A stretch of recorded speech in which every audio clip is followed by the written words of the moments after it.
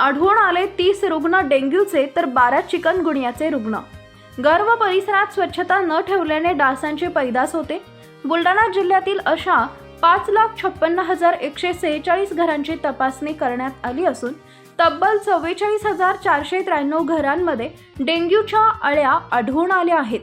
गंभीर बाब म्हणजे 30 रुग्ण डेंग्यूचे तर 12 रुग्ण चिकनगुनियाचे आढळून आल्याने नागरिकांनी आरोग्याची काळजी घेणं गरजेचं झालंय।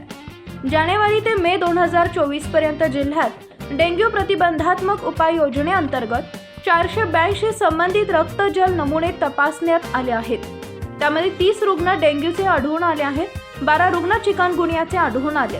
या मोहिमेअंतर्गत 13 शहरांमध्ये आणि 52 प्राथमिक आरोग्य केंद्र मार्फत 5,96,146 घरांची तपासणी करण्यात आली। त्यापैकी 44,493 घरांमध्ये डास अळ्या आढळून आल्या। 17,78,459 घरातील भांडी तपासण्यात आली आहेत। पैकी 1,38,115 भांड्यांमध्ये डास अळ्या आढळून आल्या। दरम्यान पावसाळा सुरू झाल्याने डेंग्यू मलेरियासह साथीच्या आजारांमध्ये वाढ होण्याची शक्यता आहे। त्यासाठी आरोग्य विभाग अलर्ट झाला असून डेंग्यूच्या डासांची पैदास होणारी ठिकाणं नष्ट करण्याची मोहीम हाती घेण्यात येत आहे। डेंग्यू प्रतिबंधात्मक उपाययोजनेअंतर्गत जिल्ह्यामध्ये धडक विशेष मोहीम राबवली जाणार आहे।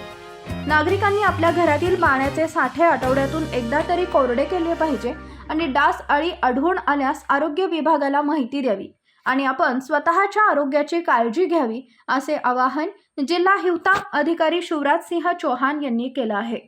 आपला विदर्भ लाईव्ह साठी देवानंद सानप, बुलढाणा।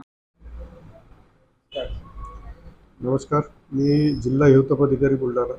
सध्या बुलढाणा जिल्ह्यामध्ये डेंग्यूचे सुद्धा केसेस वाढत आहेत। कीटकजन्य रोगांचे बऱ्यापैकी आता पावसाळ्यामुळे केसेस वाढण्याची शक्यता आहे। त्यातल्या त्यात आता डेंग्यूच्या आणि चिकनगुनियाचे केसेस आपल्या जिल्ह्यामध्ये वाढत आहेत। त्या अनुषंगाने आम्ही जानेवारीपासूनच म्हणजे मागच्या 5-6 महिन्यामध्ये आपण सर्वेक्षण सुरू केलेलं आहे। प्रत्येक घराची पाणीसाठी तपासत आहोत आपण डासाळींकरता आणि त्याच्यामध्ये उपाययोजना करतो।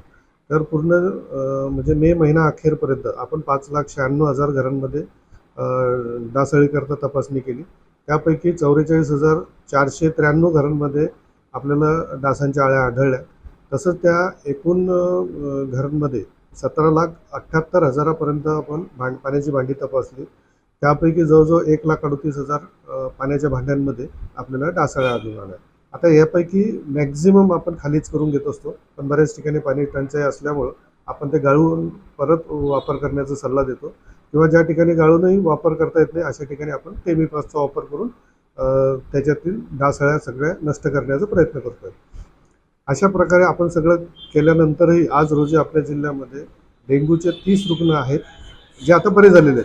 त्याच्यामध्ये काही प्रॉब्लेम नाही, एकाची डेथ वगैरे झालेली नाही आणि 12 चिकनगुनियाचे रुग्ण आढळलेले आहेत। तर हे रुग्ण पुढे वाढू नये म्हणून आता नागरिकांनी स्वतःच आपली काळजी घेतली पाहिजे। आपल्या घरातील पाणीसाठी त्यांनी आठवड्यातून एकदा तरी निश्चित बघितले पाहिजे आणि ते कोरडे केले पाहिजे।